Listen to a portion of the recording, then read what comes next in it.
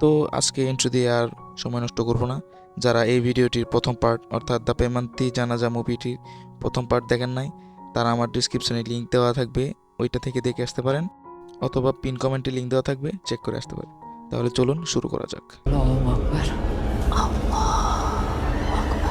তারপর আমরা দেখতে পাই লিলি অ্যানার বাড়িতে যায় এবং সে তার ছেলে অর্থাৎ বিমুকে তার মায়ের মৃত্যুর ব্যাপারে সান্ত্বনা দেয়। আর আমরা দেখতে পাই বিমু ব্যাগপত্র গোছাচ্ছিল, কারণ তার সামনেই তার মায়ের অস্বাভাবিক মৃত্যু ঘটেছিল।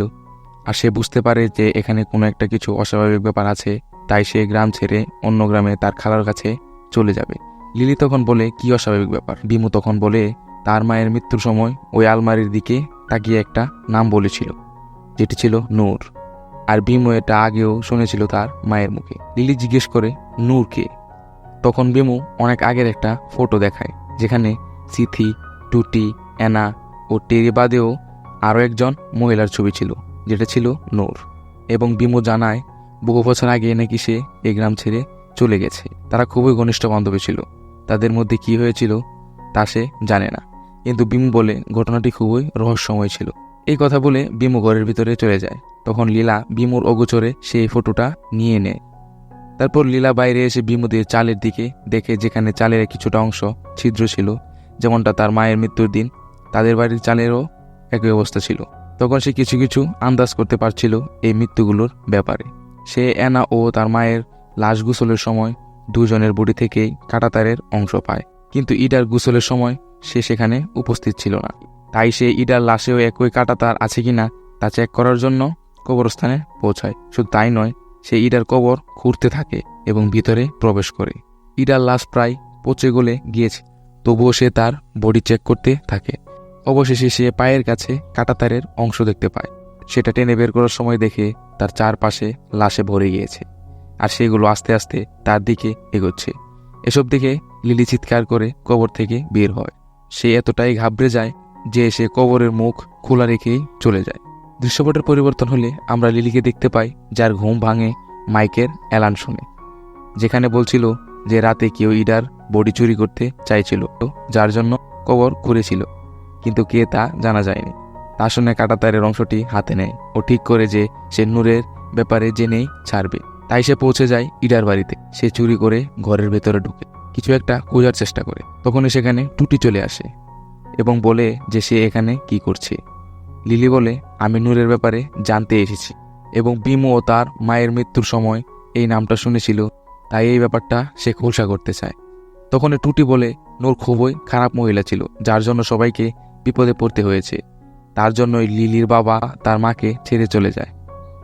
এসব শুনে লিলি অবাক হয়ে যায়। তখন চারদিকে আওয়াজ হতে থাকে। টুটি তখন অস্বাভাবিক ব্যবহার করছিল এবং নিজের মুখ নিজেই নিকৃষ্টভাবে আঁচড়ে ছাল তুলে নিচ্ছিল। তা দেখে লিলি চিৎকার করতে থাকে। এমন সময় টুটি তার কাঁধে হাত রাখে এবং মুহূর্তেই সব শান্ত হয়ে যায়। সে দেখতে পায় টুটি তার পিছনে, আর সামনে কেউ নেই, অর্থাৎ এতক্ষণ তার সামনে যা হয়েছে সবই মায়া ছিল।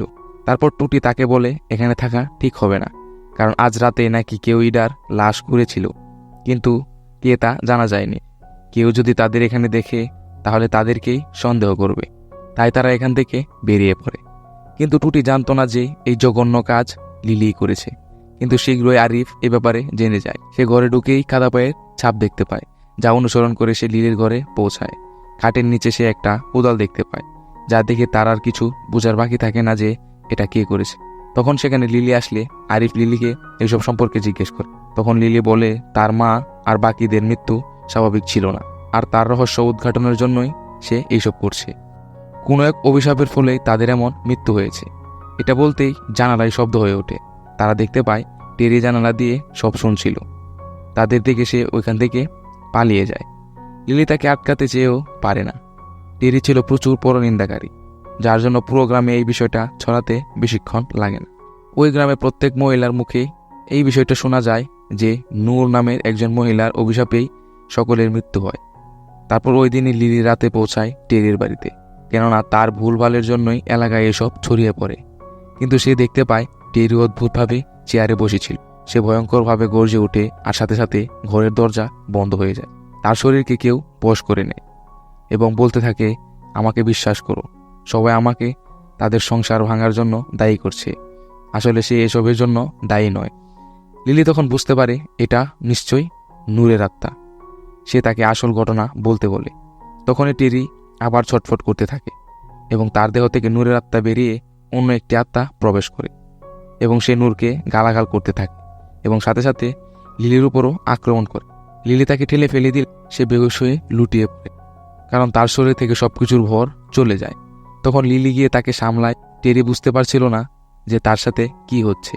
তারপর আমরা ওই দিন রাতের দৃশ্য দেখতে পাই, যেখানে গভীর রাতে কোনো একটা শক্তি লিলিদের ঘরের উপর আসতে দেখা যায়। তখন লিলি ঘুমিয়েছিল। হঠাৎ তার কিছু একটা হয়, কেউ যেন তার গলা চেপে শূন্যে ভাসিয়ে নেয়।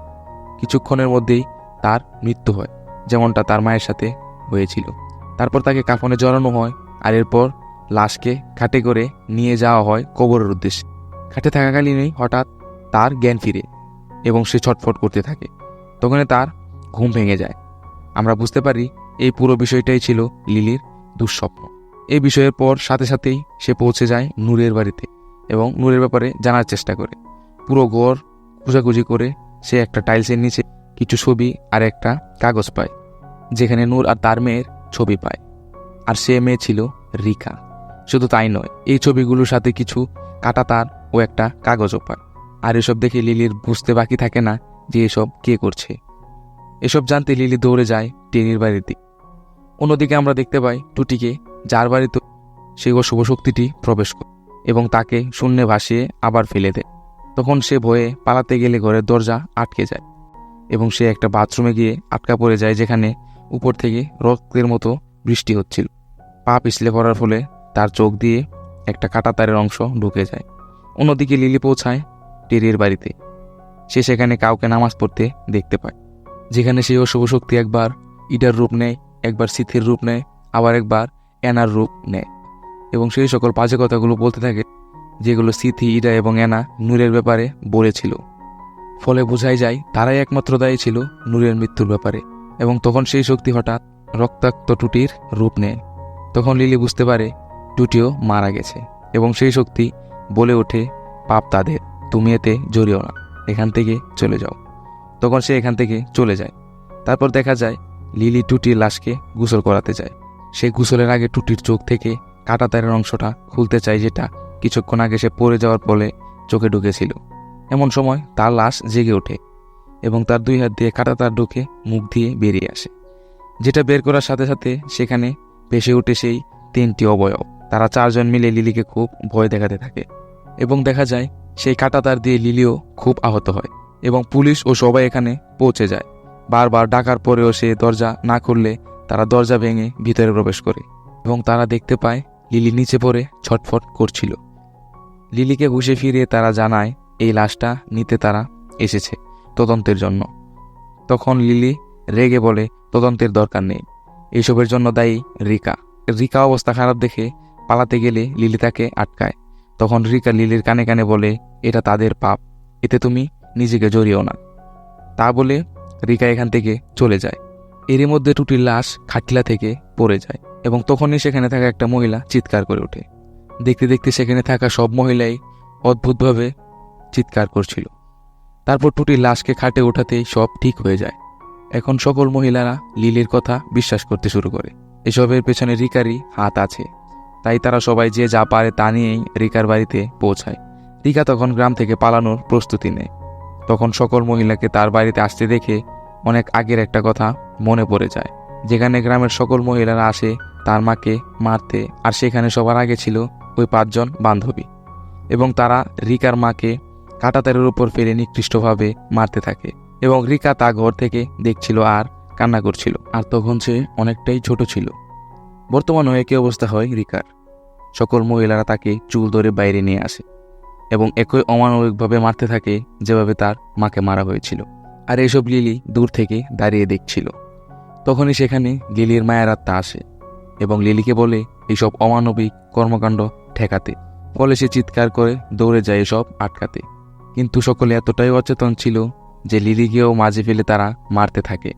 তখনই আরিফ সেখানে চলে আসে ও চিৎকার করে এসব বন্ধ করতে বলে, কিন্তু তবুও তারা থামে না। ঘটনার এক পর্যায়ে একটা লাঠির বাড়িতে আরিফ আহত হয়, ফলে সে মাটিতে লুটিয়ে পড়ে আর অতিরিক্ত রক্তক্ষরণের ফলে আরিফ সেখানে মারা যায়। যেটা বুঝতে পারার সাথে সাথে লিলি কান্নায় ভেঙে পড়ে।